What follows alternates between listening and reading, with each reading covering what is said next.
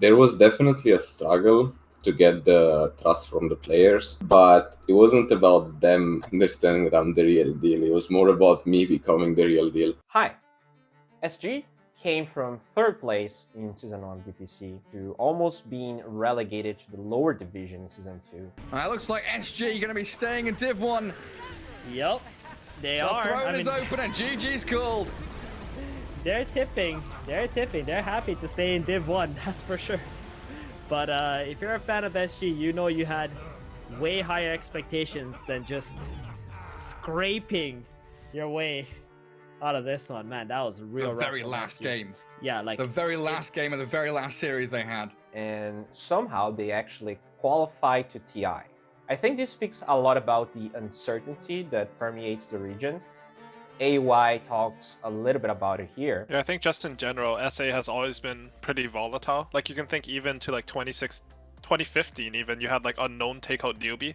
Like they've always had these like high highs and sort of weird lows, you know. And as you said, like with all the shuffles, it's just gonna increase uncertainty about the teams.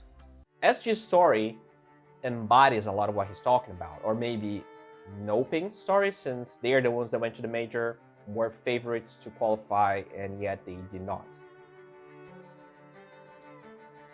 To understand how SG qualified, we have to go back to the beginning of Season 2. If you really don't follow the South American region, maybe you just heard SG barely stayed in their Division 1 and that they were trash. But in my opinion, the story is actually much more interesting. When you watch their games against the Giants of the region, they actually took the first game against Thunder Predator. way too late. I mean, he does have a rapier. And he's gonna realize they already got the Aegis. MSC's gonna feel awful about this situation. Oh goodness, the blink stomp maybe. Troll Yeah, died, the though. kill on the troll. Very quick pick, and Frank with that buyback, he moves into the fight again. The snowball there. Theo buys a bit of space. Reincarnation still ready for Minos. As they stack up some poison attacks, goes to Bill with a BKB. Still has the battle trance to whack into Minos. They're going to find the kill on the Wraith King, and the Rapier dropped. That has got to be game now, and GG is cool. And they were, pretty close to taking game 2 and 3, even though they lost those two. Against Beast Coast, they stomped with Luna in one of their games. They actually managed to get 2 barracks. They were so far ahead, and yet they found a way to lose. Move on to Div. Oh, the Tip glaives, falls onto they're so Stinger, and the pretty. glaives are bouncing in. Yeah, purple glaives. Luna. What cosmetic is that? That is nice. I don't know, but she's laughing at it. Honestly, but another 5-man wipe. The 33k lead they've amassed in the past 10 minutes or so has just been a beaut. Gorgeous to watch, and GG is called a 2-0 victory, making waves. And I know what you're thinking. They lost those games. It doesn't matter. And you're obviously correct. But I'm relatively close to the players. I'm also very close to their coach and with NA players as well. And the talk of the town was that SG was doing really well in scrims. Like really, really well in scrims. And this is not something I would usually talk about publicly, but AUI once again saves the day. He talked about it in the panel of SG versus Infinity. Because during some of the DPC seasons, I was talking to like the EG and Quincy crew players, and they were saying that SG had the best scrim record out of any team that they scrimmed against both EG and Quincy crew. Like they thought they were they were the shit, you know? Yeah, that's big praise too, because NA teams typically take out SA teams quite easily, especially on scrims. But SG, It's not like SG was hiding that either.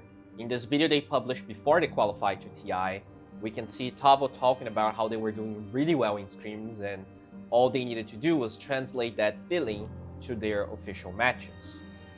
How could SG have the best score scrimming against Quincy Crew and EG, and yet fail so hard during the DPC? It's not like I expected them to destroy South America just because they were beating these two NA teams with very high ping while doing that, but their results during the DPC were far from even looking good, especially when you look at the run EG and Quincy had during the major. well, the thing about SG that I want to mention first is they had a very disappointing season 1 and season 2. There was a point where they kicked their player King RD. There was a lot of drama. To talk about that, I have Vlad or Mangusu. You might recognize his voice from a lot of the streams and videos we did together. I just watched this shit and I'm like, come on guys, of course you can get Divine. Like, look this fucking shit. I am actually the one that referred him to SG when they were looking for a coach. And I don't know, I actually feel like this is probably the greatest thing I've ever done to Brazilian Dota, which is really cool. It's awesome to see how much both SG and him have been able to achieve together. Hi Vlad, congratulations on getting to TI. I wanted to ask you first of all, what changed from Season 2 of the DPC up to the qualifiers? Even though I assume you guys trained and screamed a ton, most of the great teams like Quincy and EG, and even East Coast and Oping, were at the major. So maybe expand on how you were able to improve so much despite the lack of top tier screen partners. Hello. I think we managed to figure out the patch mostly at the end of the second season, and then us watching the major super closely helped us a lot. We had some ideas that stopped us from playing in a way that fits the patch, and it took a lot of time for us to break those ideas. We kind of went from the patch really being a problem for us to understanding it better than most teams. We also managed to kind of get on the same page in terms of what we want out of the game. I see. So it wasn't really a matter of like the teams that you screened, but just you as a team gelling and getting in the like a better mindset, maybe. Yeah, definitely. Getting on the same page, getting on a better mindset. We had the time to just become better teammates. I think a lot of people expected Noping to easily qualify to TI, so my question to you is, do you have an opinion on what changed for Noping? Do you think they got figured out, or were they just rusty and weaker after resting from their relatively subpar performance at the major? Yeah, I think they got hit really hard at the major, especially in terms of their morale. They did super well in the second season. They ended up just being on a high, and the patch was helping them a lot. And then they went to the major and they found a bunch of teams that understood the patch better, and then they ended up having to play the two teams that understood them best, the two teams from NA. Having to lose against those teams, having to lose in the way that they did, definitely gave them a really tough mission coming back to our region. And we also have to think about their preparation time. They had to change time zones twice. They had to fly 2 times. They didn't have time for a lot of preparation scrims. That had a really big impact. And I think one other big thing was the fact that their strats got figured out at the major. A lot of people understood how to beat some of their heroes. The TA, the Dusa, those are heroes that are really hard to beat, but if you're a really good team, you're going to know how to do that. So once you lose with some strats, it's really hard for you to get the confidence back without playing games, without winning real games with them again. So if you don't have the confidence on the heroes, you're not going to play them again. So now they go back into a region where you've got a bunch of teams playing these heroes that are obviously good in the patch. Noping is not doing it while they are the best at it. So that really reduced their hero pool, and it forced them to not be in their comfort zone that much. I got a decent amount of messages saying SG just got lucky that Noping were playing much worse than Season 2. So do you agree with that? And also, do you think you guys could have beaten that Noping from Season 2 the way you are now?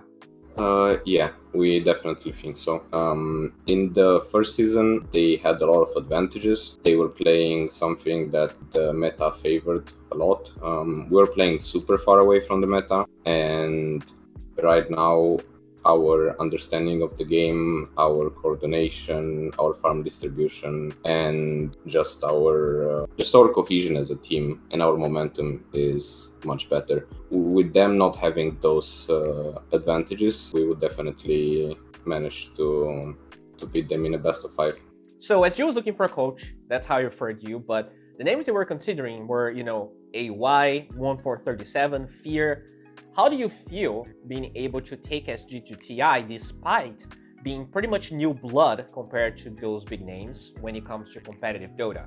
I know you almost qualified for CIF DPC, so you obviously have competitive experience, but did you struggle to get the respect from the players, or do you think they instantly understood that you were the real deal and there to help them? There was definitely a struggle to get the trust from the players, but it wasn't about them understanding that I'm the real deal. It was more about me becoming the real deal. I feel like my understanding of the game and drafting structure, moves on the map, it was decent, but I was definitely not a good coach. I just knew when to talk and when not to, and I just had enough good information and enough good ideas to get myself through the first parts, and then I just grew a lot with the team. I would not call that guy from 4 months ago or 5 months ago a good coach. Just like not bad. But as I grew with the team, we also ended up gelling together much better in terms of ideas, and I think we ended up getting to a balance. I understood more things that are deeper in terms of coaching, working with people, working on attitude, being a really good teammate. It's really hard to do all of these things. It's really hard to understand that this is part of the coach's job. You don't just review replays and analyze enemy teams, but you got to work on your team's attitude. You got to work on making them better players and better teammates.